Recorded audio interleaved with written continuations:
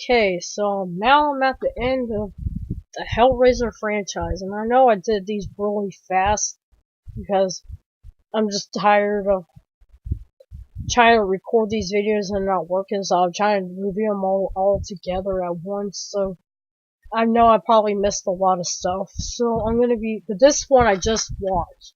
I saw this one yesterday, and I don't know when this video will be uploaded, but this is the most recent one I watched. And that is Hellraiser Judgment, which came out in 2018.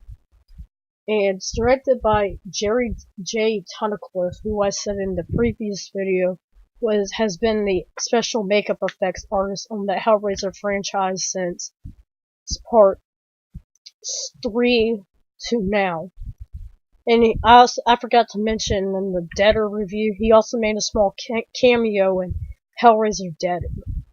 But anyways, the plot of this movie is Pinhead and a new character called the Auditor, who is played by Jerry J. Tunnicliffe. They're trying to get new people to recruit into Hell, because now it's the digital age and a lot of people don't want to mess with the puzzle box and stuff.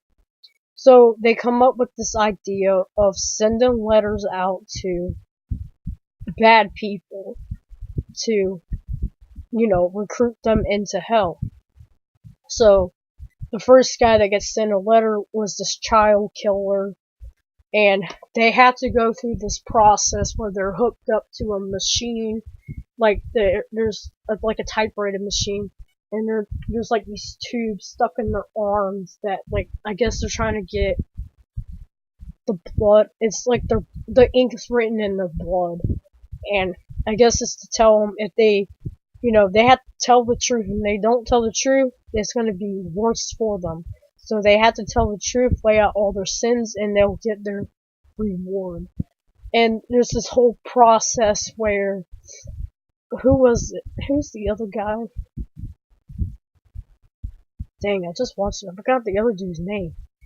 But there's this one guy who takes the papers and he puts tears of children over it, and he eats it, and he throws it up in this tube, and the jurors, I know them now, they dig through the mesh, the gunk in the throw up, all that shit, and they find out if the person's guilty or not, and then the person gets taken to be cleaned, which is a really nasty scene where these women, like old nasty women, like naked women, spit on him and do a bunch of nasty stuff, and then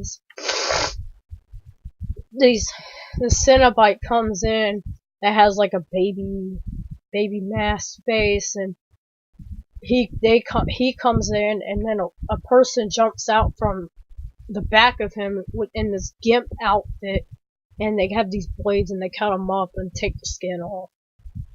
I know that I'm kind of spoiling the movie because it's a newer movie. It only came out last year, but I'm telling you now, yes, there's going to be a little bit of spoilers in here, but I'm not gonna try to do it as much.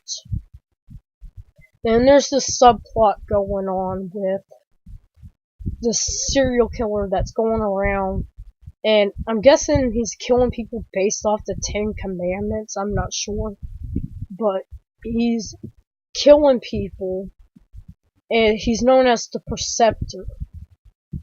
And there's another little subplot, I'm not gonna spoil this, but where they actually, the Auditor and stuff actually catch the Preceptor and put him through this thing, but then an angel comes down named Jovial, which is pretty interesting because you really haven't seen the heaven like the good aspect of like heaven and God and the Hellraiser franchise, so I found that pretty interesting. She comes down and she says, you can't take this man because we still need him because he's enforcing our laws, and so they had to release him. So there's this serial killing thing going on that these detectives are trying to solve, and then there's this battle between heaven and hell on the Preceptor killer. Now, this movie is pretty low budget, but it is a pretty good Hellraiser movie.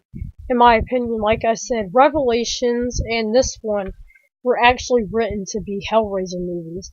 And Gary J. Tunnicliffe wrote and directed this one. He wrote Hellraiser Revelations, but he did a better job writing this and directing it. And I believe Revelations failed.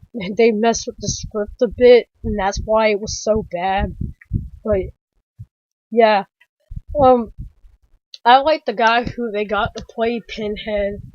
Oh, sorry, Pinhead in this one, who was Paul T. I think it's Paul T. S. Taylor, maybe Paul S. Taylor, or he plays. Yeah, no, Paul T. Taylor. Yeah. I thought he did a pretty good job as Pinhead in this one. He did better than Stephen Smith Collins in the previous movie. Like, if they continue making this franchise and they want to replace Doug Bradley, like, Paul T. Taylor would be a good replacement. Like, the makeup effects, like, don't look that much like Doug Bradley, but, like, his voice and his presence remind me a lot of Doug Bradley's. I did like some of the actors in this. So, like, I did like the auditors played by Gary J. Tunnicliffe. I thought he did a really good job in this one. He's kind of like this polite, proper, Cenobite. I like the two detectives, Carter and Carter. Like, one is a younger, good-looking one. He's, like, more straight-laced. And then there's the older brother who's been through a lot. And he does a really good job playing, like, a ex-soldier with PTSD and stuff like that. Then there's a young female detective called Edgerton. I thought she did a really good job, like, kind of balancing it out. Yeah, this one was a really good one. It is way better. Like, if I don't really rank movies that much, but I would probably put it, and I know this probably, like, oh, that's fucking stupid. You're not a real fan. I don't care. I'll place this at number 4 in the franchise. I'm sorry. Hellraisers 4 through 8, no, 4 through 9 are just, they're hit or miss for me. And they're not as good as, 1, 2, 3 and this one. And I mean, this one's not amazing, but it's pretty damn good. And anyways, that's my review.